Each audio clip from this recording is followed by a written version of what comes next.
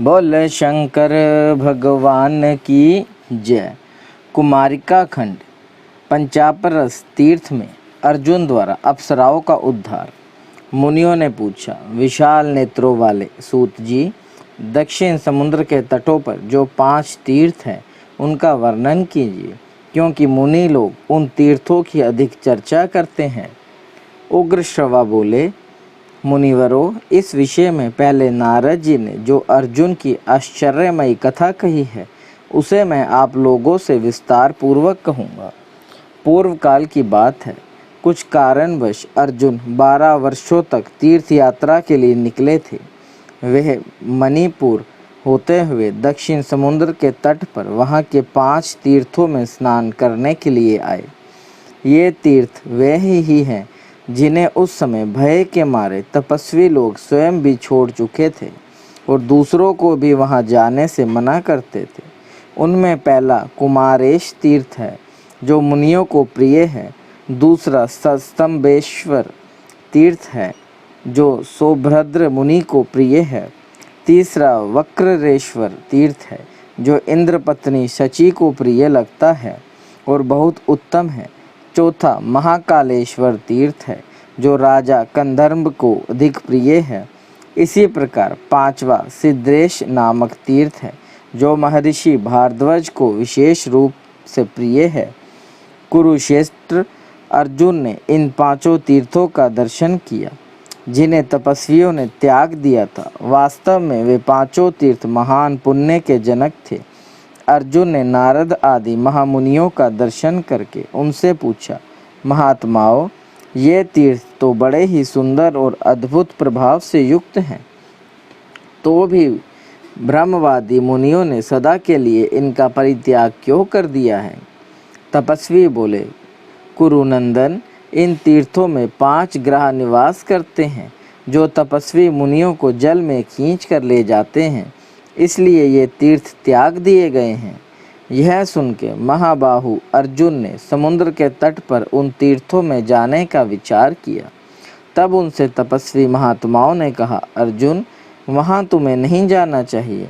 ग्रहों ने बहुत तेरे राजाओं और मुनियों को मार डाला है।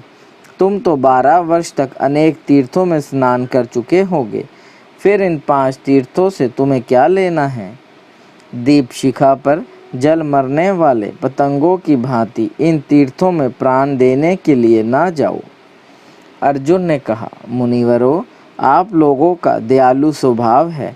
आपने जो सार बात बताई है वह ठीक है, तथापि अपनी ओर से मैं सेवा में कुछ निवेदन करता हूँ।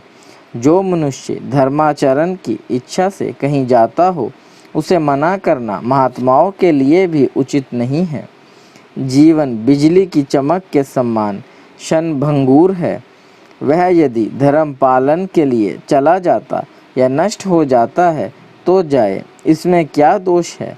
जिनके जीवन धन, स्त्री, पुत्र, खेत और धर्म घर के काम में चले जाते हैं वे ही इस पृथ्वी पर मनुष्य कहलाने के अधिकारी हैं। तपस्वी बोले, पार्थ, इस प्रकार धर्माचरण करते हुए तुम्हारी आयु बड़ी हो और धर्म में तुम्हारा अनुराग निरंतर बना रहे। जाओ, अपना मनोरथ सिद्ध करो। मुनियों के ऐसा कहने पर अर्जुन ने उन सबको प्रणाम किया और आशीर्वाद ले सौभद्र महर्षि के उत्तम तीर्थ में जाकर स्नान किया। इसी समय जल के भीतर रहने वाले महान ग्रह ने नरश्रेष्ठ अर्जुन को पकड़ लिया। महाबाहु अर्जुन बलवानों में श्रेष्ठ थे। वे जोर जोर से फटकते हुए उस जलचर जीव को बलपूर्वक लिए दिए जल से बाहर निकाल लाए। ज्यों ही उसे खींचकर वे बाहर लाए, वह ग्रह समस्त आभूषणों से विभूषित कल्याणमयी नारी के रूप में परिणत हो गया। उसका रूप दिव्य था, वह मन को मोह लेने वाली थी। उस समय अर्जुन ने उससे पूछा, कल्याणी, तुम कौन हो? जल में विचरने वाली मकड़ी का रूप तुम्हें कैसे मिला? ऐसा महान पाप तुमने क्यों किया? नारी बोली, कुंती नंदन, मैं देवताओं के नंदन वन में निवास करने वाली अप्सरा हूँ। मेरा नाम वर्चा है। यहाँ मेरी 4 सखियाँ और हैं। वे सभी सुंदरी तथा इच्छा अनुसार गमन करने वाली हैं। एक दिन उन सबको साथ लेकर मैं देवराज इंद्र के भवन में चली और एक वन में पहुंचकर मैंने देखा कोई ब्राह्मण देवता अकेले एकांत में बैठकर स्वाध्याय कर रहे हैं। उनका रूप बड़ा सुंदर है। वीरवर उनकी तपस्या के तेज से वह सारा वन प्रकाशित हो रहा था। वह सूर्य की भांति उस समय समस्त प्रदेश को आलोकित कर रहे थे। उन्हें देखकर उनकी तपस्या में विघ्न डालने की इच्छा से मैं वहां उतर गई। मैं सौरभई, सौम्यई, बुदबुदा और लता सब एक साथ ही उन ब्राह्मण देवता के समीप पहुंची और तथा गाती और खेलती हुई उन्हें लुभाने की चेष्टा करने लगी। वीर, यह सब करने पर भी उन्होंने अपना मन हमारी ओर नहीं आने दिया। वह माँ तेजस्वी ब्राह्मण निर्मल तपस्या में स्थित थे। हमारी अनुचित चेष्टाओं से कुपित होकर उन्होंने सब को शाप दे दिया। अरे तुम सब लोग 100 वर्षों तक जल के भीतर ग्रह बनकर रहो। यह शाप सुनकर हम लोग अत्यंत व्यथित हो उठी और उन्हीं तपस्वी ब्राह्मण की शरण में गई। हमने प्रार्थना पूर्वक, विप्रवर, हम सब ने बड़ा अनुचित किया है, फिर भी आप हमारे अपराध को क्षमा कर देने योग्य हैं। मुने, आप धर्मयज्ञ हैं। ब्राह्मण सब प्राणियों के प्रति मित्र भाव रखने वाला बताया गया है। मनीषी महात्माओं का यह वचन सत्य है। साधु पुरुष शरणागतों की रक्षा करते हैं। हम सब आपकी शरण में आए हैं, अतः कृपा पूर्वक हमें क्षमा कर दें। सूर्य और चंद्रमा के समान तेजस्वी वे धर्मात्मा ब्राह्मण सदा कल्याणमय कर्म करने वाले थे। अप्सराओं के प्रार्थना करने पर उन्होंने उन पर कृपा की और इस प्रकार कहा, देवियों, यदि लोग अपने सिर पर खड़ी हुई मृत्यु को देख लें तो उन्हें भोजन भी न रुचे, फिर पाप में प्रवृत्त हो ही कैसे सकती है। अहो, सब रत्नों से बढ़कर अत्यंत दुर्लभ इस मनुष्य जन्म को पाकर स्त्रियों के मोह में फंसे हुए कुछ नीच मनुष्य इसे तिनके के समान गंवा देते हैं। यह कितने आश्चर्य की बात है। हम पूछते हैं, तुम लोगों का जन्म किस लिए हुआ है, अतः उससे क्या लाभ है? अपने मन में विचार करके इसका उत्तर दो। हम स्त्रियों की निंदा नहीं करते जिनसे सबका जन्म होता है, केवल उन पुरुषों की निंदा करते हैं जो स्त्रियों के प्रति उच्छलन हैं, मर्यादा का उल्लंघन करके उनके प्रति आसक्त हैं। ब्रह्मा जी ने संसार की सृष्टि बढ़ाने के लिए स्त्री पुरुष के जोड़े का निर्माण किया है, अतः इसी भाव से स्त्री पुरुषों को मैथुन धर्म का पालन करना चाहिए। इसमें कोई दोष नहीं है, परंतु इतना ध्यान रखना चाहिए कि जो नारी अपने बंधु बांधवों द्वारा ब्राह्मण और अग्नि के समीप शास्त्रीय विधि से अपने को दी गई हो, उसी के साथ सदा गृहस्थ धर्म का पालन करना श्रेष्ठ माना गया है। इस प्रकार प्रयत्न पूर्वक शास्त्र मर्यादा के अनुकूल चलाया जाने वाला अपना गृहस्थ उत्तम तथा महान गुण कारक हो सकता है। जो गृहस्थी शास्त्र मर्यादा के अनुसार नहीं चलाई जाती वह दोष का कारण भी हो सकती है। 5 मुखों वाले नगर में जिसके द्वारों पर 11 योद्धा पहरा देते हैं, जो पुरुष अपनी स्त्री और अनेक संतानों के साथ मौजूद है वह अचेतन कैसे हो जाता है? स्त्री के साथ संयोग इसलिए किया जाता है कि उससे पुत्र उत्पन्न होकर पंच यज्ञ आदि कर्मों द्वारा संपूर्ण विश्व का उपकार कर सके। किंतु हाय मूढ़ मनुष्य, उस पवित्र संयोग को किसी और ही भाव से ग्रहण करते हैं। 6 धातुओं का सारभूत जो वीर्य है, उसे अपने समान वर्ण वाली स्त्री को छोड़कर अन्य किसी निंदित योनि में यदि कोई छोड़ता है तो उसके लिए यमराज ने ऐसा कहा है, पहले तो वह अन्न का द्रोही है, फिर आत्मा का द्रोही है, फिर पितरों का द्रोही है तथा अंत गोतत्वा संपूर्ण विश्व का द्रोही है।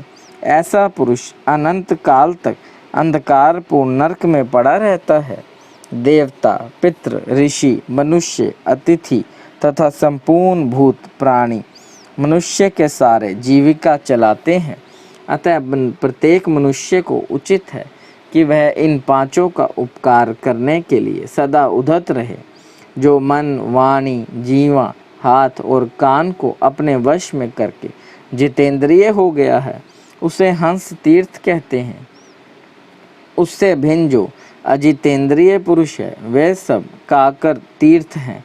जो तमोगुणी मनुष्य एकाकवत आचरण करने वाले मनुष्यों में काक तीर्थ में हंस बुद्धि से रमन करते हैं, उनसे देवताओं का क्या प्रयोजन है, यह ध्यान देकर सोचने की बात है।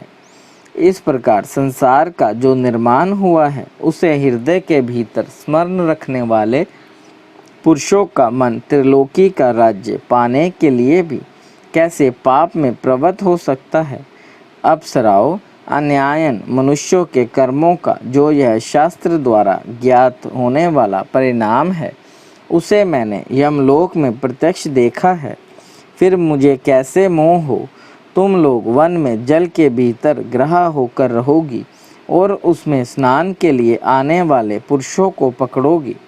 कुछ वर्षों तक इस वन में रह लेने के पश्चात जब कोई श्रेष्ठ पुरुष तुम्हें जल से बाहर स्थल पर खींच कर ले जाएगा, तब तुम पुनः अपना यह स्वरूप प्राप्त कर लोगी। मैंने पहले कभी हंसी में भी झूठ बात नहीं कही है। जैसे निंदित पेय पदार्थ को पीने अथवा अशुद्ध वस्तु के छूने की शुद्धि प्रायश्चित से होती है, उसी प्रकार इस शाप को भोग लेने से ही तुम्हारी उत्तम शुद्धि हो सकती है। स्त्री बोली, तदनंतरन उन ब्राह्मण देवता को प्रणाम करके हमने उनकी परिक्रमा की और उस स्थान से दूर हटकर अत्यंत दुखित हो हम बड़ी चिंता में पड़ गए। सोचने लगी किस उपाय से थोड़े ही समय में हम सब उस मनुष्य के समीप जा सकती हैं जो पुनः हमें अपनी स्वरूप की प्राप्ति करा देगा।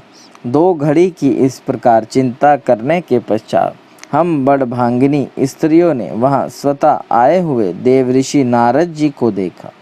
तब उन्हें प्रणाम करके उदास मुख से हम लोग खड़ी हो गई। नारद जी ने हमारे दुख का कारण पूछा। उनके पूछने पर हमने सब वृतांत ज्यों का त्यों कह सुनाया। यह सुनकर इस प्रकार नारद जी बोले, दक्षिण में समुद्र के किनारे जो परम पवित्र और सुंदर 5 तीर्थ हैं, वहीं तुम सब लोग शीघ्र चली जाओ। वहाँ शुद्ध चित्त वाले नरश्रेष्ठ पांडु नंदन अर्जुन तुम सबको इस दुख से छुटकारा दिलाएंगे। वीरवर देवऋषि नारद जी की वह बात सुनकर हम सब सखियाँ यहीं आ गई थी। अब तुम उनकी बात सत्य करने योग्य हो। तुम्हारे जैसे साधु पुरुषों का जन्म दीन दुखियों की भलाई करने के लिए होता है।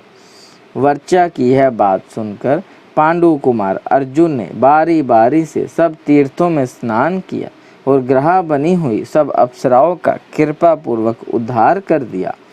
तदनंतरन वे सब अप्सराएं वीर अर्जुन को प्रणाम करके तथा उनके अनेकानेक आशीर्वाद देकर आकाश में उड़ गई। बोल शंकर भगवान की जय। देव देव महादेव करुणा निधान भक्त वत्सल्य शिव शंकर भोलेनाथ प्रसन्न होइए त्रिलोकीनाथ, सदैव अपने चरणाविंदों में लगाए रखे, सद्बुद्धि प्रदान करे। सृष्टि के कर्ता धर्ता संहार हरता, आपसे ही जीवन आपसे ही मरण महादेव, बच्चा पुल्लनहार तुसी बख्शनहार त्रिलोकीनाथ, हर हर महादेव।